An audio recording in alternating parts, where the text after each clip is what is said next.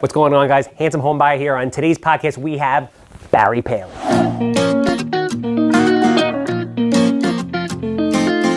Yeah, kid. Welcome everybody back to another episode of the Handsome Homebuyer podcast. My name is Charles, a.k.a. the Handsome Homebuyer, a.k.a. Captain Permit, a.k.a. El Judío Maravilloso. Yo, I like it, man. Good. Trying. You know who else is maravilloso all day, every day? Come on, you know.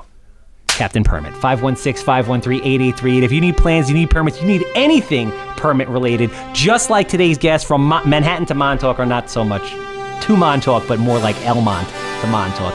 Tip to tip, we got you. Legalizations, interior alterations, new constructions, light commercial. We are here and we got the best team in the business. Mike, our COO, hit him up anytime with any questions. 516-513-8838. And obviously, I'm the Handsome Homebuyer. If you have a house that smells like cat pee, is dated from the 1960s, 6 inches of mold on the wall, human waste floating past the basement steps, commercial, land, I don't care.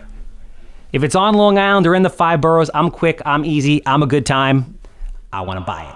Another thing I'm doing, this week we just launched our community text platform. Take this number down. I'm going to say it 2 times. 516-871-3511. That's 516-871-3511. I don't care where you are in the world. If you are interested in real estate investing and you have questions, that is my direct access. It is exclusive, it is direct, and I will respond to it every single day, and it is from me. So if you have permit questions, if you have real estate questions, if you have development questions, I'm here for you, 516-871-3511. All right, so we have a legend in the house. He doesn't know he's a legend, but I know he's a legend.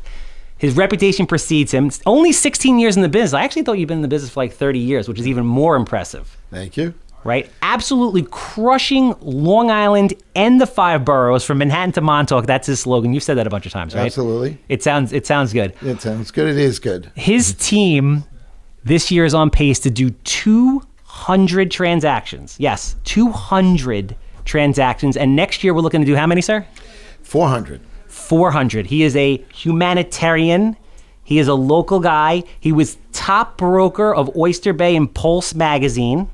He is Keller Williams Point North, Barry Paley. Good to see you, sir. Good to see you. Thanks for having me. No, it's great to meet you. It's great Good to meet you as well. And this is your first video experience. Absolutely. So I'm glad that I could be the one to pop the cherry. Okay, go for it. So let's do it. Again, before we were speaking, and the first thing that was most impressive to me, A, when meeting you, and B, when I follow you on social media is, and again, you'll forgive me for saying this, at your age, you have the energy of like a 22-year-old. It's interesting. Right? Like where a lot of my contemporaries, I was saying at 35 to 45 years old, are happy with what they're doing. They're looking to maintain or slow down. You are like, we're doing 200 deals this year. We're doing 400 deals next year. Where does that energy come from? So it's a good question because, when my wife first met me, she said, and that was only 4 years ago, she said to me, you think you're 29, your kids think you're 29. Yes. And you carry on like you're 29, you're 64 years old. What's going on here? What is this? But listen, I think if you're passionate about what you do, if you love what you do, with Keller Williams, there was a very big change for me. Okay. I've always been a business person. I was in my own business from the time I was 26 years old.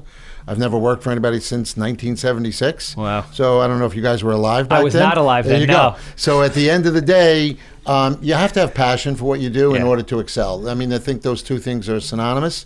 And with Keller, there was a completely different change in mindset. Mm-hmm. I came to the following epiphanies when I was with a major brokerage that was broker-centric. Okay. And those epiphanies were, I'm not a trust fund. My parents are gone. I've been through divorce and a bad stock market. And at the end of the day, the last dollar I make is the last dollar I do in real estate is the last dollar I make. And it was like, there's got to be a better platform, a better program.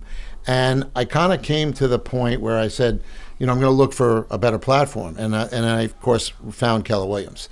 So for me, the game only got enhanced, and I went from being what we call a dependent realtor to an independent realtor to interdependent. And that's what do you mean by major that? Shift. So, in a broker-centric model, What do you mean by broker-centric? So if you belong to the standard brokerage, Okay.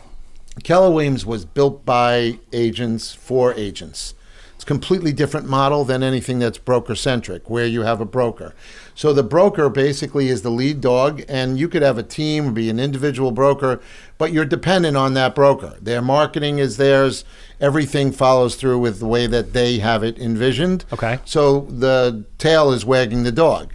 Keller Williams thinks you to think like a CEO and own and be in your own real estate business. Which is what every agent really is. They are in They their are own independent business. contractors, but there's Yes. a difference between being an independent contractor Yes. and thinking like an independent contractor. 100%. So, in the broker-centric model, they want you to fall in line, get on a hamster wheel, continue to do deals for them so that they make money. Yes. Nothing wrong with the broker-centric model, but there's a better platform. Yeah. So I found the better platform. And so, again, if you're passionate and you want to be in your own business, I play the long game no matter where I am, no matter how old I am Yeah. or where I am in that point, I play the long game.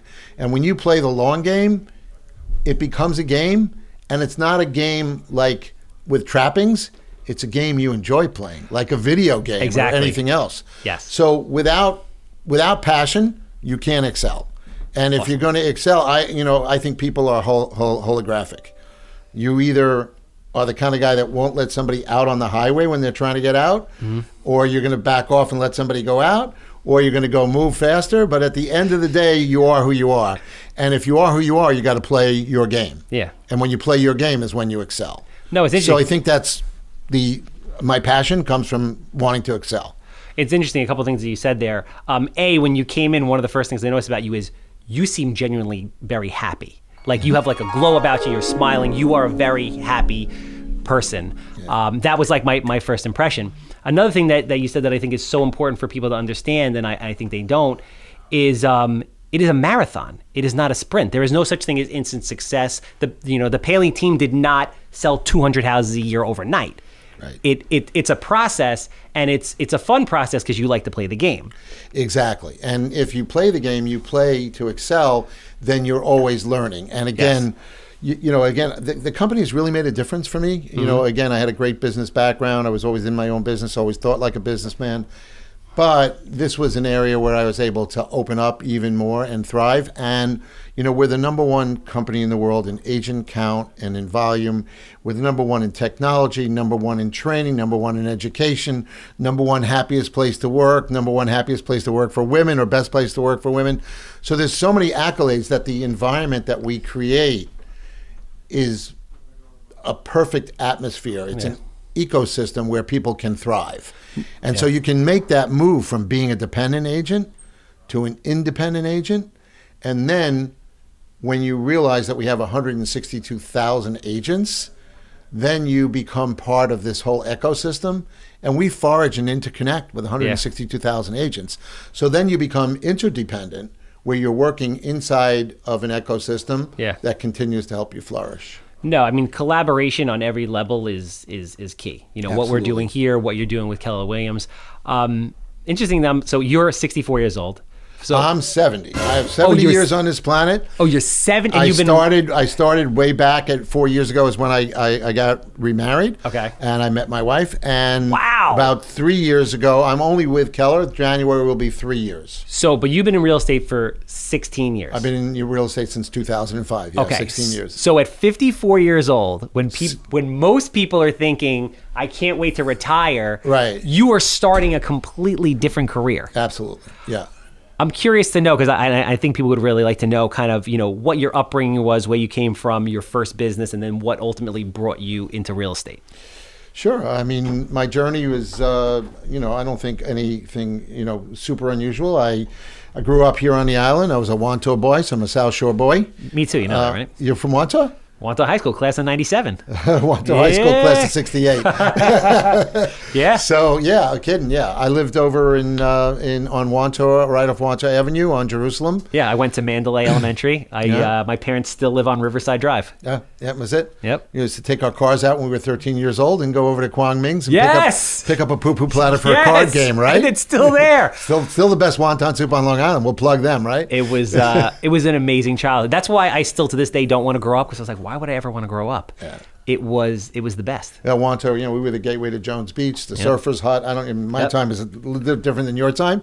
But anyway, I grew up on the island, and my parents moved to the North Shore when I was about 18. Okay. I left home when I was 17. I went to prep school up in Cheshire, Connecticut, right outside of Yale, and then went directly to GW. So I never went back to the Wanto home, and I never went to the Great Neck home that they did, and I wound up basically living in the city for a while. I was in the garment center, as I mentioned to you. Yeah, what were you doing there? So I started out, believe it or not, in the button business, which, I don't want to quote it, but, if the garment center was the butt end of the business world, the button business was the butt end of the garment center. But I left that, and I actually opened up I went into women's large size clothing. Okay. It was a void and a niche in the market that wasn't being done. I'm a niche marketer by generic. That's by smart, genetic. though. And so I created that business. We went in 76. We became the number one large size clothing company out there, called Tomorrow's Dream, Silver Threads. We had several divisions. And I wound up buying and selling real estate, like you buy and sell real estate. Not so much flipping, or not to the extent that you're doing it, but I basically wound up buying condos, buying lofts, et cetera, and moving. And I had a home out on the ocean in West Hampton. Nice. Which is, that's why I'm so familiar with the East End and why we do business out there as well. And then ultimately, the garment center had its, maladies, and we lost a lot of business to overseas, and so I kind of looked at the real estate market just to flip, like you're doing, right? And at the time, I looked at that market was really about 2005. Did you see the writing on the wall in the garment industry, or were you there kind of until the end? So as in any business person, you try to adjust to what's going on. So we went into imports, we went into 807 to try to break out of the domestic market that was falling apart. And that basically prolonged our life in it. Yeah. But it got to the point where you put in a good quarter, you made a good quarter, you had a bad quarter. Yeah. It was very difficult. And again, unless you were a brand like a Ralph Lauren, it was a difficult business. If you're Ralph Lauren, you could send a dog with a pipe in his mouth for the auditor, Yeah. But it became a difficult business, and I started to look at another vehicle. And so then real estate sort of came on the horizon, because I had always made money buying and selling real estate, right? Yeah. So I then looked at it, and I had this horrible epiphany, because I looked at it and I said, real estate agents are kind of like used car salesmen. They have this really negative connotation. And I'm going like, oh no, I don't think I could do that. And I was just doing it in transition until I was going to find another business, right? And then I got one of my first leads. Of course, family and friends is your great first lead in real estate. And I got a lead to go out, and my sister had an apartment that she wanted to rent out in Center Island. I went out there, and so I kind of automatically became the Center Island expert. I love it up there. That's like the best kept secret up there. Center Island is sweet. Awesome. Tough commute, but great. So anyway, the next thing I know, there was an up, in the office for Center Island. I said, well, give it to Barry. He's had experience on Center Island. So I went out there and sent out on a listing lead, and I came back with $2.5 million worth of listings of waterfront properties in Center Island, and put them on the market and sold them, and had a great, first couple of months. And I said, well, this is easy, Little did I know that was going to be it for about a period of 6 months. Oh, that's right. Because, you can hit, but whatever. So anyway, I was kind of trying it out. And then one day I had this epiphany, which was, oh my God, you're in real estate. And well, if that's the case, stop thinking of it as a sideline. Because you were still in the garment business? I was looking for other businesses. I was importing batteries from Malaysia and doing other businesses, because my basic MO is to be a business person. Yes. So I looked at my model, which was a business person and a marketer, and I looked at the real estate business, and I realized at that time, and today it's a little different, but even then it was, today it's 93% of the business is done by 7% of us. Yeah.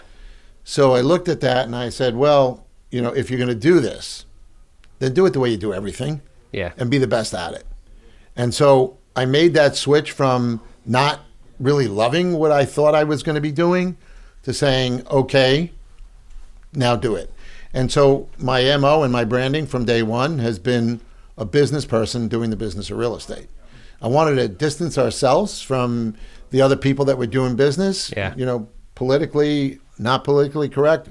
We just wanted to say, look, we approach things differently. We approach it as a business. Yeah. It's in most cases people's most valuable asset. Yes. So you want to be in a situation where you're approaching it like a business because you're handling an asset for somebody. And if you hire me to handle an asset, I want to make sure that I'm professional and more of a technician than I am. And it's always been about service versus sales. It's not about the money, it's about the game, it's about winning the game like we talked about. So doing the best that you can do, being passionate about it, and coming from contribution and taking people through a process. Yeah. I kid around when I went in my first marriage, we went on our honeymoon to Israel. And so I hired a guide. And I kind of think if you're going to go into a foreign land or a foreign thing, you hire a guide. Yeah. And you don't have to experiment when you have the right guide. And finding the right guide is the key, because the right guide makes and our other branding is not all agents are the same. So all agents aren't the same. So, if you want a good experience, hire the best guide, hire the best person that you can for the job, best mechanic for the job, and let them take care of it for you as a business and take you through that trip. And I think that's kind of what we do that's a little different than everybody else. I was going to ask you, everybody knows, Keller Williams, the education that you receive at Keller Williams and the training is top notch. That's like one of the pillars. Amazing, yeah. How is what you guys are doing now different from the experience that you had when you first got into it? How is the training and education, or did you have any? You just kind of wung it because you just had this innate kind of business experience. So I think it's a combination. Any event that you go to, any training experience you go to, if you walk out with one aha moment, it was worth that investment, right? Yeah. If you and I walk out tomorrow and we see something, we go, why didn't I think of that for, my houses, or why didn't I think of that? So, Gary Keller, who's our visionary, says if you're comfortable wherever you are, if you're comfortable, leave the room. Huh. Yeah. Right? And with that. So at the end of the day, our knowledge is like totally ongoing. I have never been in an industry, and I have never been in an environment like I am now, where I continue to learn hourly. I'm not just talking even daily. I mean, just ahas and epiphanies. And when you're in an ecosystem of 162,000 like-minded, interdependent agents that are foraging with each other, it's nonstop communication, because the guy that's in Tulsa, Oklahoma, doesn't care to not share his listing presentation with me. Yeah. If he's got something that's great, I'm not affecting his income. And our culture, our culture is all about God, family, and business, right? Mm-hmm. So our culture is one where everybody goes together. And it's a question of where in another, everybody's heard the term doggy dog in respect to real estate, right? But at the end of the day, in our culture, it's not like that. I mean, there's competition. There's healthy competition. I'm not, but that's a good thing. I'm a fierce competitor, and I will, that'll never stop either. But at the end of the day, how you compete is really what's important. Yeah. And our market centers, which are all independent franchises, our market centers are based upon having everybody do well in the market center, because the more we do and the better we do, the better it is for everybody. I mean, 100%. We have profit sharing in our company, which is, I've never heard of it before in the garment center, or in the real estate business. And at the end of the day, we take basically half of the profits that our market center makes and give it back to the agents. Nice. And it passes to them and their heirs after 7 years for perpetuity. Wow. There's just no other program that's like that. So in our market center, it's all about, as goes one, all goes together. So we want to see everybody profitable. You've been in the game for 16 years, and you've seen different markets. Sure. What was it like?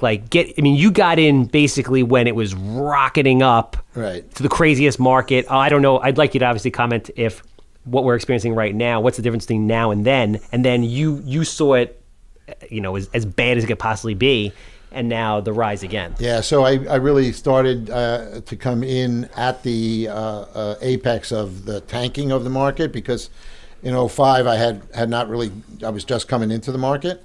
So 2006 and 2007 were rocky, and obviously we went into major decline.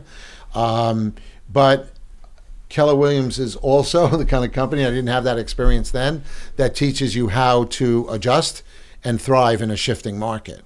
So, we're experts at that. Keller Williams was born in a shift 35 years ago. So, we've seen these patterns before, and we know how to do business with that.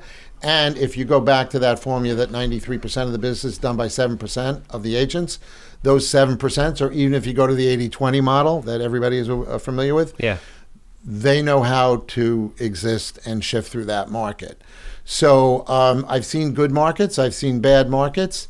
The pandemic market is, a separate entity unto its own. I don't think anybody's seen a market like this market. So I think that's kind of a different model than anything else. But we're geared to be able to do business and adjust to that market and whatever shifts in the market. As a matter of fact, there are two Bibles in our Keller Williams platform. One is the $1 Million Real Estate Agent, and the other is Shift. Both of those were written by Gary and his team, and they're amazing guides to this business. They basically are the scribes of our business.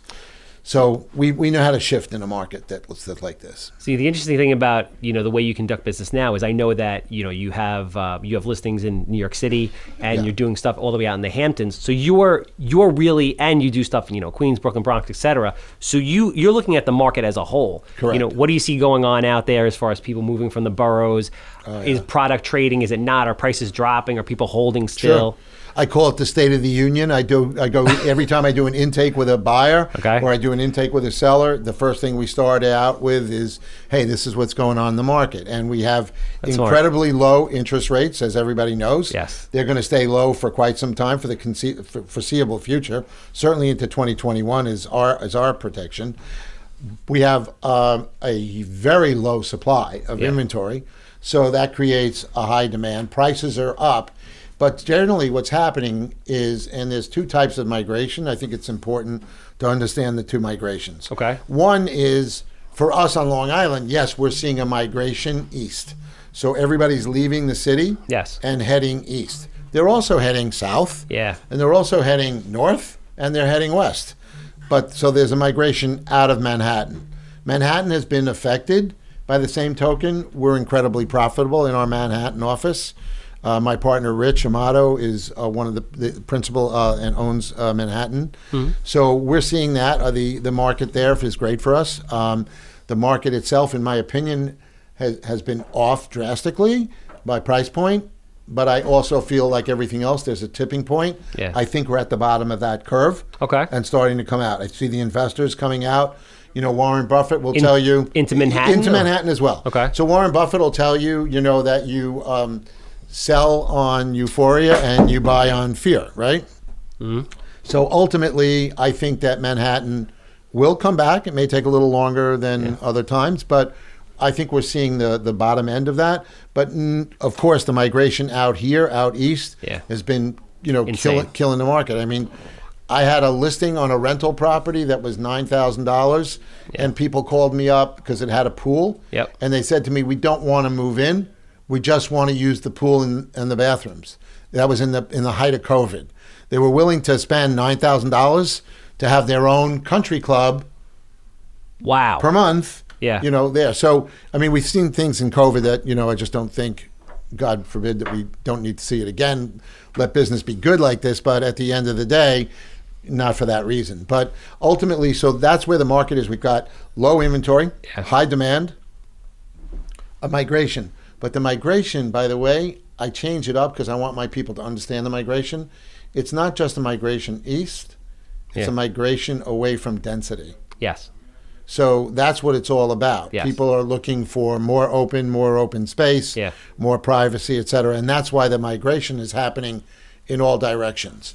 But we study migration. I'm a student of that. I study migration. I mean, I have partners that are in Chapel Hill, that are in Asheville, Carolina. I mean, when you deal with our company, which is an ecosystem, I know the top agents. Like my cousin sees me killing it on Facebook and says, "I'm getting divorced. I'm a single mom. I'm selling my house in Alexandria, Virginia. I'm buying a new home with my new fiance. I wish you could sell my house for me." And I go, "I can." And she goes, "How? I mean, you're in New York. I'm in Alexandria, Virginia." He says, really simple. I'm going to find you the Barry Paley in Alexandria, Virginia, because if 93% of the business is done by 7%, I'm going to find you the top 1%, and I can do that in our ecosystem. Makes so sense. I can call them, they can handle that transaction. We work together as a unit and make that happen, and I can do that almost anywhere in the world. So we're not only local, we're global, and we can put it together anywhere. What do you think about New York over the next 20 years? I have not a theory, but it's something that concerns me a little bit. So the first migration, as you just is, because I'm buying houses from the people that I'm buying houses from. To your point, are leaving the state. Right. They're people that have been here, they've raised families, and they're like, we're going to upstate New York, we're going to PA, we're going to North Carolina, we're going to Florida. Right. A lot of people coming out from the boroughs out here. Right. The thing that I'm a little worried about as far as New York, depending on how the politics goes and everything over the next 20 years, is people want to be in New York because of the ability to make money, the action, all that stuff, right? If people start working more from home, do people wake up one day and say, if they're not in New York City, do they wake up one day and say, what am I doing here? And New York just becomes a cold, expensive, dirty place. And then there's another migration where the people that moved from the city out to the burbs are like, I don't even need to be here.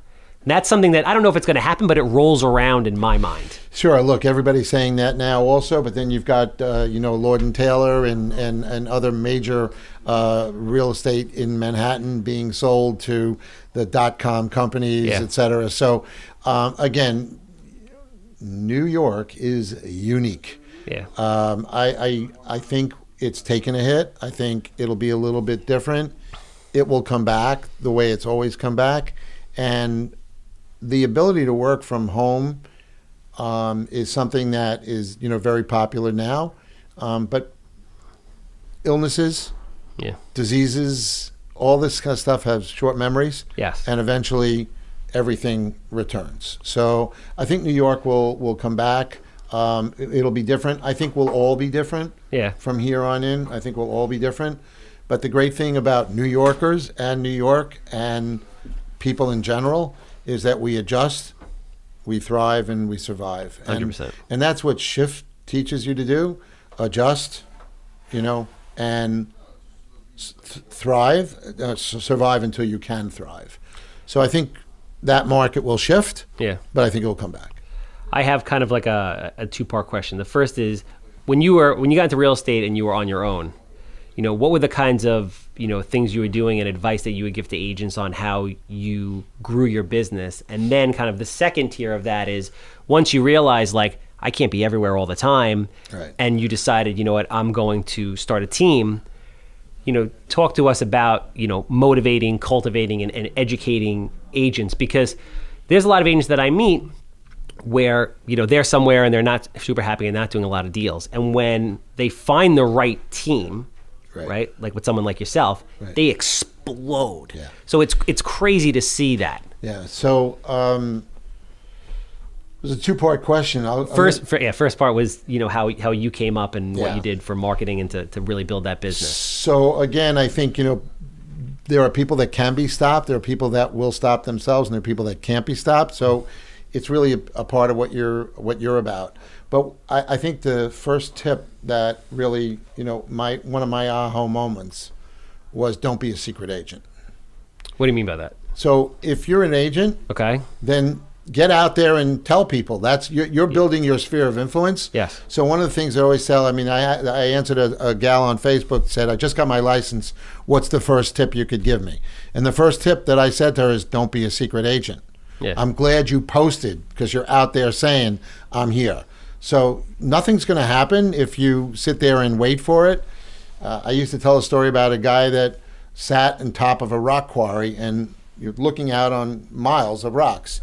And I used to say to my nephew, I said, under one of those rocks is the secret of what you're supposed to do for your life. So you can either sit here and contemplate what you think it might be, or you go down in that rock quarry and start turning over the rocks.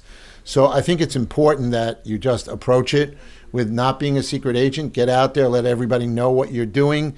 It's all about friends, family, sphere of influence. That's how real estate gets done.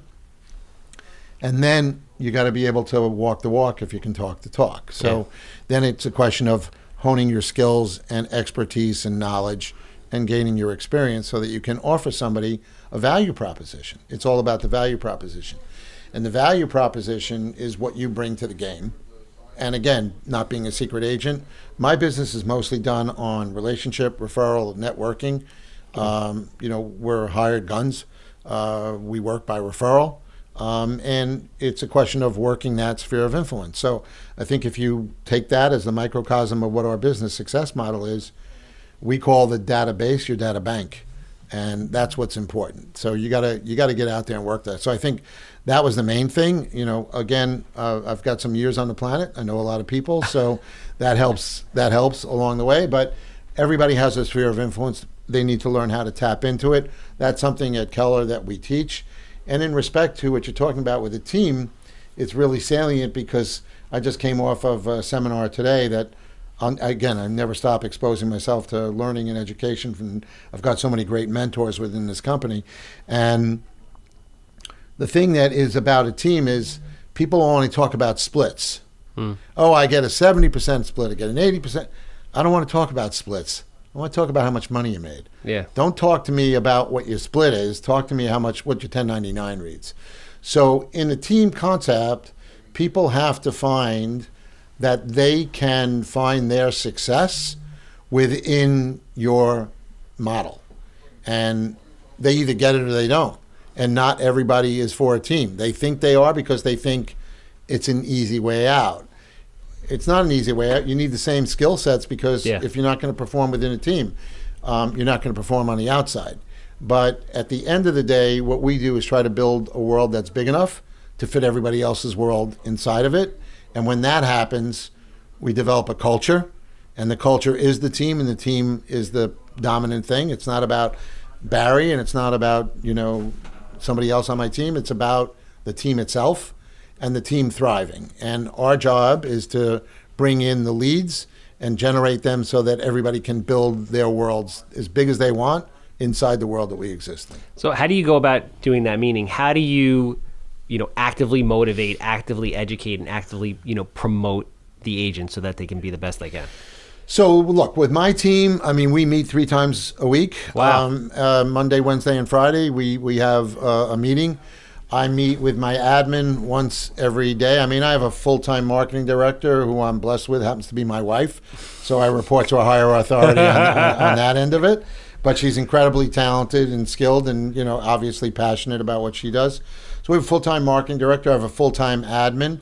We have a hiring process at Keller Williams that's been studied. It's a model for hiring people. We call it 30-60-90, career visioning. And, we're very careful about a hire because a hire is an important thing. Yes. A bad hire can cost you more than, anything. So we have a full-time transactional admin. I have another admin that works along with us as far as sales and ISA, in-house sales associates. Mm-hmm. So we have an infrastructure that we build ahead of the volume so that we can handle the volume when it comes in so we don't compromise our service. And then we have buyer's agents, showing agents, listing agents, all within the structure of the team. So we meet 3 times a week. I meet with each of them on a one-on-one once a week to discuss where they're going, what their goals are, what's happening. We have systems called the 135 and the 411 so that we can establish goals and try to hold people credible to those goals. And so we're constantly meeting with them, and the education in our market center is pretty much 24/7. There's webinars, et cetera. It's unlimited what you have. So nobody's held back. It's a question of how much you can take on.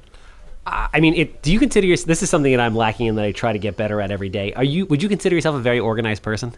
Because you sound like your operation sounds surgical. The nature of Barry is that I would like to be. Yes. I'm more so than most. Okay. And I'm nowhere near where I want to be. Where you want to be. Okay. And I think that's also part of what I talked about, as far as the culture goes. I sat on a seminar today for 2 hours listening to what is supposed to happen, and my admin was directly across from me, and we're working while we're doing the seminar, and she's looking at me and I'm looking and going, we do that, we do that, we do that. And I look at her and I go, write that down. We don't do that, So it's a game, and you learn when you play. Yeah. So we love what we do. We're having fun with it, and we're constantly growing. My final question for you is: you're shockingly 70 years old, loving life, have a ton of energy. Yeah. What is the next 70 years of Barry Paley look like? So it's going to sound like I'm drank the Kool-Aid, but I did. So Keller Williams, again, the platform allows me to do anything I want. We have 7 levels that we try to achieve within a team level. And at the 7th level, you pull out and the team's supposed to run. We call it a pressure test. I should be able to go away to Europe for a month and the business it's like you've never left. Should run. Because we're big on systems, models, algorithms, platforms, etc. So at the end of the day, I have opportunity for profit sharing, like I told you. So I'm here and I'm creating passive income. I have a very strong downline, so I get passive income, and I will continue to get passive income for perpetuity. So the profit share program there is absolutely sensational. I can make money on my own production. I can make money on my team.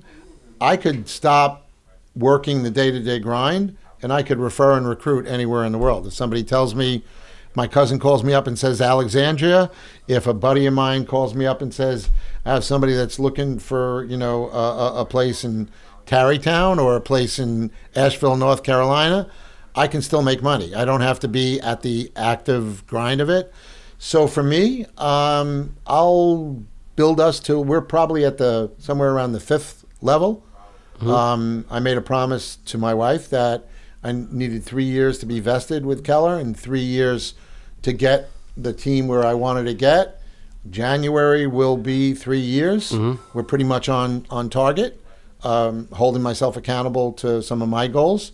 And so I'll keep my fingers in a little bit, but I have at least developed an exit strategy. When I pull that cord, I don't know, because like you said, I'm a pretty passionate, vibrant 70-year-old, so we'll still keep our fingers in a little, as they say. Yeah. But at the end of the day, the possibility of an exit strategy, there's a plan. Yeah. There's a way to do it, and there's multiple streams of income that can come in because in Keller's world, that exists. So it's nice to know that, Keller helps give you the infrastructure to put yourself or any other agent in that position. The question that I guess I'm curious for me, and this is on a very personal note, at being 40 years old and thinking, does I love this. You and I are we're very in sync. I live this, and people are like, oh, when are you gonna relax and have fun? I'm like, what do you mean? This is fun. Right. Exactly. So I guess my question for you personally, for my understanding, is, does the game ever end? So I don't think the knowledge game ever ends, and I don't think the passion ever ends. I think you need to adjust.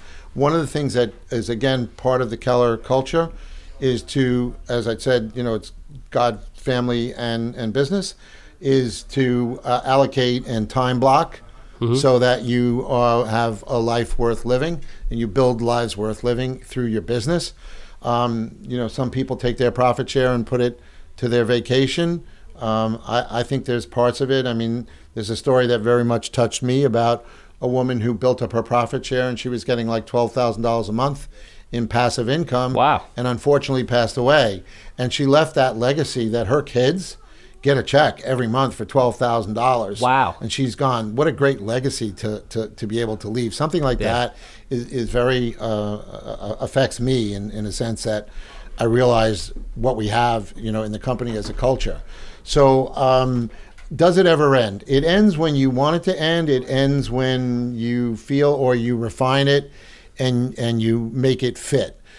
People always make fun of me because I use euphemisms a lot, and we call them Barryisms.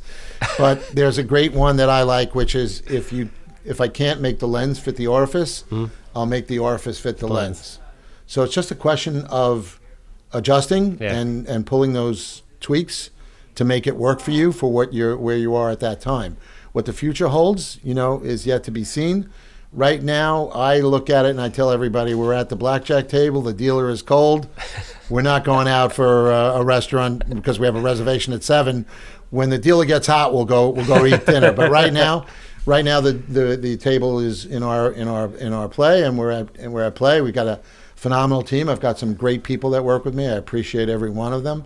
And we're all committed to building something that's big and works for us, not for the sake of building something that's big, but for the sake of the game. Yeah. So it's for the love of the game. You either get into the game or you don't in the game. I mean, I couldn't say it any better myself. You're a gentleman. I really appreciate you taking the time out to speak with me. I appreciate you having me make the time for us to meet and talk. Absolutely. If people are, interested in joining the team, if they're interested in Keller, how do they reach out? Just How do reach they out find to you? me. My number is 516-503-4242. 516-503-4242.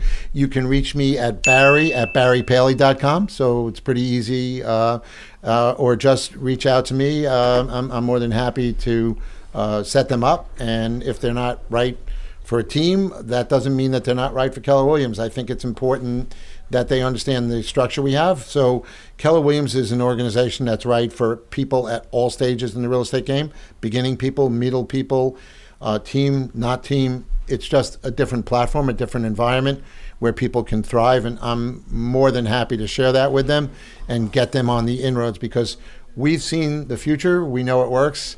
We know what a broker-centric model looks like. We know what an agent-centric model looks like. And there's no difference between the two. You gotta actually taste it.